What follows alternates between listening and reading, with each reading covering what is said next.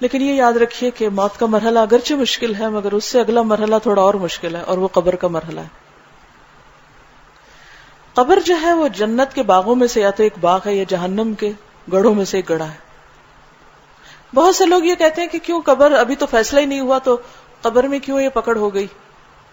ہاں فیصلہ تو بعد میں ہوگا، لیکن ہوتا یہ ہے کہ آپ جیسے کام کرتے ہیں، جیسا ٹکٹ لے کے جاتے ہیں، اسی کلاس کے ویٹنگ لاؤنج میں بیٹھتے ہیں. آپ ٹرین پہ جائیں تو آپ کو ویٹنگ لاؤنج کیسا ملے گا، آپ جہاز پہ سفر کریں اکانومی کلاس ہے تو کسی اور طرح کی جگہ پہ بیٹھیں گے، بزنس کلاس ہے تو سی آئی پی لاؤنج جو ہے وہ آپ کو بہتر سہولت فراہم کی جائے گی وہاں. اور اگر آپ کوئی کہیں کا قانون توڑ کے جا رہے ہیں تو آپ نے کفڈ لوگ دیکھے ہوں گے، کبھی جہاز میں شاید دیکھنے کا اتفاق ہوا یا ایئرپورٹس پہ، تبھی تو ٹرائل ہوا ہی نہیں تو کیوں ان کو ہتھکڑیاں لگ گئی ہیں. تو بس یہی کیفیت سمجھیے کہ ٹرائل تو آخرت کو ہوگا، لیکن اس سے پہلے جس رنگے ہاتھوں جہاں جیسے کو پکڑا گیا اس کے مطابق اس کی ٹریٹمنٹ ہوگی، اور جتنا بھی عرصہ قبر میں ہوگا انسان کی پوچھ ہوگی.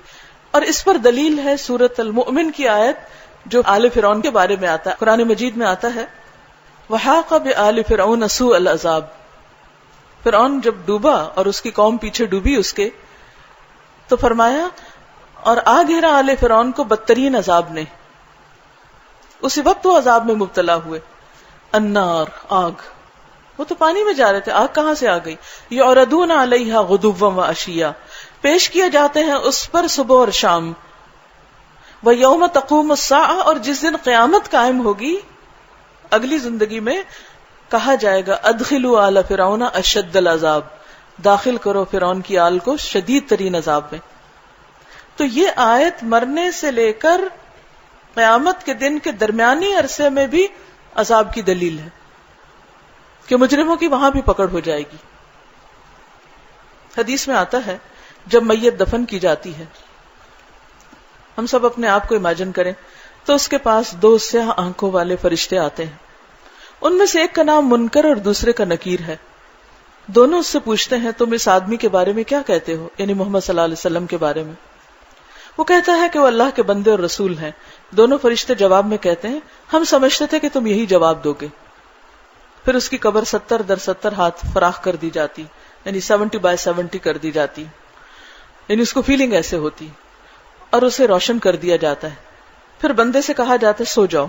وہ کہتا ہے میں اپنے گھر والوں کے پاس واپس جا کر انہیں خبر دینا چاہتا ہوں کہ میرا انجام اچھا ہے.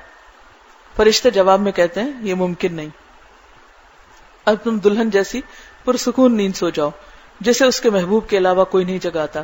یہاں تک کہ اللہ تعالیٰ اسے قبر سے اٹھائے گا، یعنی قیامت کے دن جب سور پھونکا جائے گا تو وہ سور کی آواز بھی ان کے لیے خوشگوار آواز ہو جائے گی. اور اگر مرنے والا منافق ہو تو وہ فرشتوں کے سوال و جواب میں کہتا ہے محمد صلی اللہ علیہ وسلم کے بارے میں بھی وہی کہتا تھا جو لوگوں سے سنا تھا، اس کے علاوہ میں کچھ نہیں جانتا. دونوں فرشتے کہتے ہیں ہمیں معلوم تھا تم یہی جواب دو گے. پھر زمین کو حکم دیا جاتا ہے تنگ ہو جا، چنانچہ وہ تنگ ہو جاتی ہے، اس کی پسلیاں ایک دوسرے میں گھس جاتی ہیں. منافق اپنی قبر میں قیامت تک کسی عذاب میں مبتلا رہتا ہے. تو اس سے پتہ چلتا ہے کہ برزخ کا یہ جو وقت ہے، دنیا اور آخرت کے بیچ کا ٹائم، چاہے وہ قبر میں ہو، چاہے وہ کوئی سمندر کی تہہ میں ہو، چاہے وہ کہیں پر بھی ہو، اس سے کوئی فرق نہیں پڑتا. یعنی قبر صرف ایک اسپیسیفک گڑھے کا نام ہی نہیں، قبر وہی جگہ ہے جس جگہ بھی کسی کو دفن کیا گیا ہو، کیونکہ روحیں تو بہرحال علیین سجین میں چلی جاتی ہیں. اسی طرح ایک اور روایت میں آتا ہے کہ نبی صلی اللہ علیہ وسلم بنی نجار کے قبرستان میں داخل ہوئے تو آپ نے بنی نجار کے ان مردوں کی آوازیں سنی، چیخو پکار کی، جو جاہلیت کے دور میں فوت ہوئے تھے. انہیں ان کی قبروں میں عذاب دیا جا رہا تھا. تو حضور صلی اللہ علیہ وسلم گھبرا کر وہاں سے نکل آئے اور صحابہ کو حکم دیا کہ وہ عذاب قبر سے پناہ مانگے اللہ کی. اسی طرح ابن مسعود کی روایت ہے رسول اللہ صلی اللہ علیہ وسلم نے فرمایا اگر مجھے یہ خطرہ نہ ہوتا کہ تم اپنے مردوں کو دفن کرنا چھوڑ دو گے تو میں اللہ سے دعا کرتا کہ تمہیں یہ عذاب قبر سنوا دیتا، تاکہ تم دنیا میں سن لیتے تو تمہیں پتہ چل جاتا کہ یہ کیا چیز ہے. یہ صحیح مسلم کی روایت ہے. حضرت عائشہ سے روایت ہے کہ رسول اللہ صلی اللہ علیہ وسلم ایک روز نصف دن یعنی آدھا دن گزرے گھر سے باہر نکلے، اس حال میں کہ آپ چادر میں لپٹے ہوئے تھے اور آنکھیں سرخ ہو رہی تھی، اور آپ بلند آواز سے فرما رہے تھے اے لوگو اگر تم جان لو جو میں جانتا ہوں تو تھوڑا ہنسو اور زیادہ رو. اے لوگو عذاب قبر سے اللہ کی پناہ طلب کرو. بے شک عذاب قبر برحق ہے. ایک اور روایت میں آتا ہے کہ اہل قبر کی آوازوں کو انسانوں اور جنوں کے علاوہ باقی مخلوق سن سکتی ہے. اسی طرح حضرت عائشہ کہتی ہیں کہ اللہ کے رسول صلی اللہ علیہ وسلم نے فرمایا قبر میں کافر کے پاس 2 سانپ بھیجے جاتے ہیں، ایک اس کے سر کی طرف آتا ہے اور دوسرا پاؤں کی طرف، اور اس کو بار بار ڈستے ہیں. تو بہرحال عذاب قبر کی جو بات ہے یہ پہلی امتوں میں بھی اس کا کانسیپٹ موجود تھا. اسی لیے نبی صلی اللہ علیہ وسلم نے دعا سکھائی ہے ہمیں جو ہر نماز کے بعد مانگنی چاہیے، اللہم انی اعوذ بک من عذاب القبر واعوذ بک من فتنة المسیح الدجال، اللہم انی اعوذ بک من فتنة المحیا والممات، اللہم انی اعوذ بک من المأثم والمغرم. اے اللہ بے شک میں تیری پناہ میں آتا ہوں عذاب قبر سے، اور تیری پناہ میں آتا ہوں مسیح الدجال کے فتنے سے، تیری پناہ میں آتا ہوں زندگی اور موت کے فتنے سے. اے اللہ یقیناً میں تیری پناہ میں آتا ہوں گناہ سے اور قرض سے. اسی طرح کچھ اور دعائیں بھی ہیں.